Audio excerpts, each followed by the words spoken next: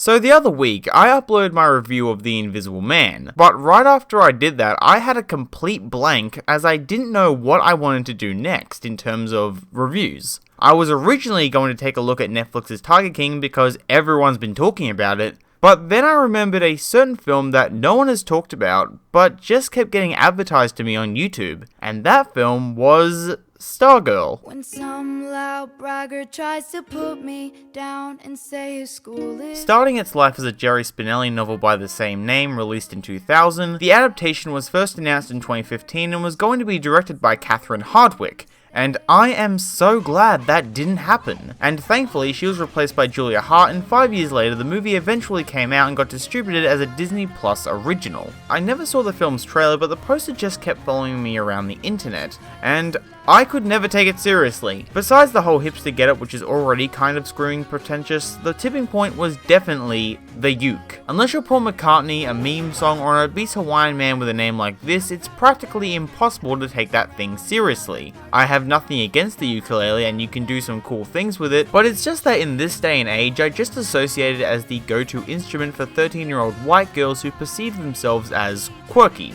And that made me think this film would be pandering to that kind of demographic, especially with the G rating. But I was wrong, and to prove that, this is now my favourite film of the year. And as someone who before this was a Disney Plus virgin, this was a good starting point. I genuinely liked this movie and found it to be an incredibly worthwhile watch. Sure, there are problems and it isn't perfect, but this was really surprising as I thought this was going to be really stupid. So, let's jump in. First off, the visual presentation was way better than I was expecting. Besides this one shot where they decided to allow Michael J. Fox to take over for a bit, the rest of the film looked great. I was kind of expecting something a bit blander and more on par with a Disney Channel movie, but thanks to cinematographer Bryce Fortner, the film was able to radiate this energetic yet down-to-earth tone through its visuals that significantly boosted its production value, making it feel more cinematic than made for TV. There were lots of great wide shots that really showed off the environments, especially the isolating yet beautiful landscapes of New Mexico. The handheld camera work makes dialogue scenes feel less artificial and lends itself in a way that helps these characters develop a closer bond in a more organic fashion, and the color correction does exert this light-hearted nostalgic tone even if the film takes place in modern day. Julia Hart, though never getting on my radar until now, was a good choice for director, way better than Catherine Hardwicke. Her use of blocking made many scenes feel very natural and complemented the cinematography quite well, adding this quirky sense of humour to the overall product that for the most part didn't come across as forced. But my only problem was that at points the pacing did start to drag because of the almost 2-hour runtime, making the 3-act structure very inconsistent time-wise. I mean, the second act took up like 80% of the film. It's supposed to be a bit more evened out than that. Now, because I'm a dum-dum, I don't read, so I've never heard of this book, but since it's described as a YA novel, you would think giving it a G rating would bastardize the adaptation and aim it solely towards something like the Descendants crowd. But I was surprised with how they tackled an obstacle like that. On the surface, it's still a very child-friendly depiction of a coming-of-age plot, but still manages to implement some more mature elements and presents it in a way that can appeal to both kids and adults without either one losing interest. And this is helped tremendously by the performances. I found the acting to be really good and I can't think of anyone that did a bad job. Out of all the actors, the only one that I really knew anything about was Karan Barr, because of his role as Chirag Gupta in the Diary of a Wimpy Kid trilogy and his supporting role in the Disney Channel show Jessie, which is a product I proudly label as one of my guilty pleasures. And he was quite good in this, but he made me feel like a complete idiot because for almost an entire decade, I thought his Indian accent was legitimate.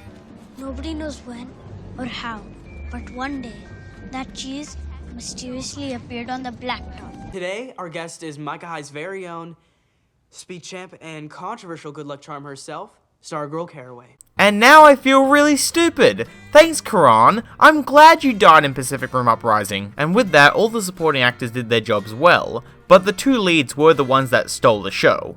For the most part.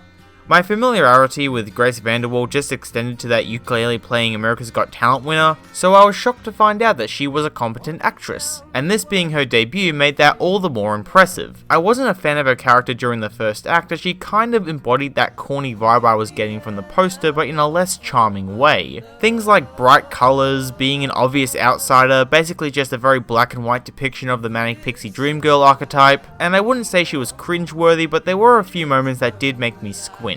But when her and Leo, played by Graham Baker, start talking, her character starts to really stand out. Baker was also quite good by himself. I didn't think he stood out as much as VanderWaal, and comparing him to other 2020 coming-of-age protagonists, Hansel Casillas from All the Freckles in the World was way better in my eyes. He was in no way bad, and he had his moments, but I just didn't take anything away from his performance, unlike a few others. Hell, I think I took more away from Enzo Charles de Angelis' role as the younger version of Leo. But these characters on screen together really brought something special to the table and was the best part of the movie. Besides their chemistry in the first act feeling rushed and very cheesy, the scenes with them together later on and how they build their relationship were way more believable. The screenplay concerning these moments, though very simple, still sustained a few mature elements that would result in every demographic getting at least something out of it. The film takes on this hyper-realistic tone, but the dialogue between them is grounded enough to see them as real people. And though their conflicts are very cliche for this type of film, they still manage to invest me at points. And outside of them talking, their relationship is portrayed very well visually,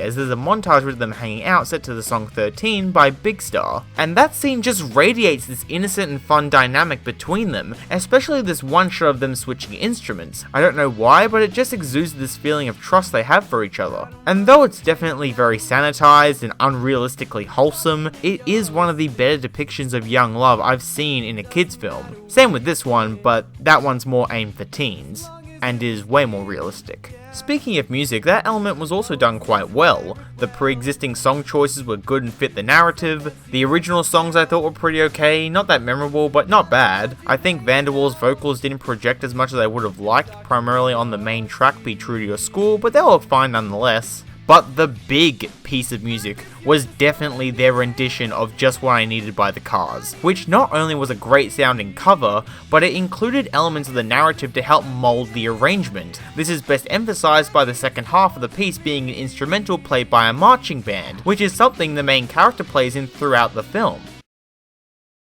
Oh yeah, the instruments. Now besides the one person who we all know can play an instrument, everyone else was just laughable. The miming was very bad. Either it was out of sync with the track or the technique that was being used primarily on the brass instruments could not project the sound quality being played. I know this because I'm a brass musician myself, and incredibly blown out cheeks will get you nowhere. Hello, editing Jaspar here. I just realized after rewatching that scene that he is just mashing valves on a trumpet, and the people that put the music over it put something that doesn't even fit what he is playing. Take a listen. Here I am playing the trumpet, wearing the tie. Here I am playing the trumpet, wearing the tie. Told you I got a bit more out of his performance. Back to the script. And another kind of big sound issue was consistency. What I mean is that one of the major plot points is that Stargirl becomes a good luck charm to the football team and plays alongside the marching band and cheer squad. And though the scene takes on a more musical aesthetic in a non-musical film, I found it laughable that this girl with an acoustic ukulele can produce a sound that not only overpowers both groups, but can be heard throughout a football field. You can say that's a nitpick, but it kinda bothered me. I mean, at least give her a mic. But the good news is that most of these issues aren't detrimental to the overall product. So to end this off, Stargirl is now the newest best film I've seen this year, and though having its flaws, it still managed to stand out as a really fun, worthwhile family film. I don't think it's a movie that would be remembered down the track, so I do urge you to at least give it a watch. There are a few other Disney Plus originals I'll definitely be looking at later on, so we'll see how this compares. But without the online harassment of that poster, I would not have found this hidden gem.